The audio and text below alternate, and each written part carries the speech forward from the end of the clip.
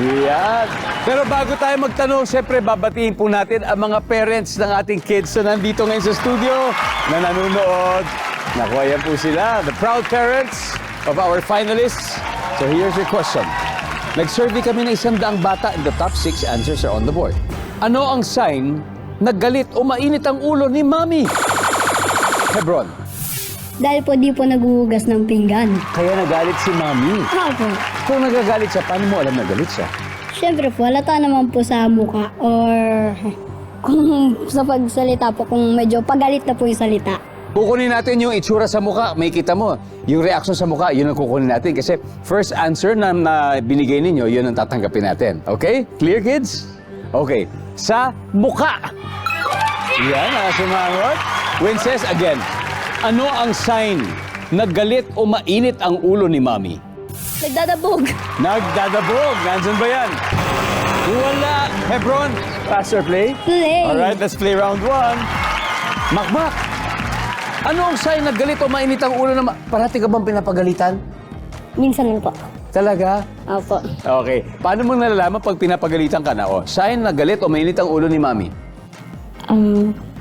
Pinapagalitan po ako at pinagsasabihan lang. Pinapagalitan ka. O, pinapagalitan daw siya. Nandyan ba yan? Okay, Nevin. Ano ang sign na galit o mainit ang ulo ni Mami? Pag nanggigigil na po siya, pag nakagalan Oh, na po. nanggigigil. Iba na to. Galit na to. Nanggigigil. Wala. Sean? Ano ang sign na galit o mainit ang ulo ni Mami? Na high blood po. High blood. Yes po. High blood. O, sign yun. Nandiyan ba ang high blood? Wala. Hebron? Again, ano ang sign na galit o mainit ang ulo ni Mami? Pag sinisigawan ka na po na, pag nasa Pag baba. sinisigaw na siya. Nandyan ba yan? Top answer? Top answer? Makmak! Again, ano ang sign? Paano mo malalaman na galit na at mainit na ang ulo sa'yo ni Mami? Parang galit po yung mukha niya. Galit yung mukha. Opo. So, nakikita mo nag-iiba yung mukha niya.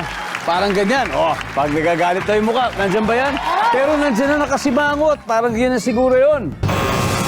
Wala, nandun na. Anyway, Team Cutesy, are you ready? Jenica, again. Opo. Ano ang sign na galit o mainit na ang ulo ni Mami? Kapag suplada po. Suplada, Lexilin. Pag nangungurot. Nangungurot. Christina, what are the signs that your mom is angry? If you don't listen, Oh, if you don't listen. So what will she do to you if you don't listen? she will yell at you. So sumisigaw. And then, Winces, ano sign na galit at mainit ang ulo sa'yo ni Mami for the win? Nangungurot? Nangungurot. Oh, yan nagugusto niya na sagot. Nangungurot. Nandyan ba yan? Services? Wala.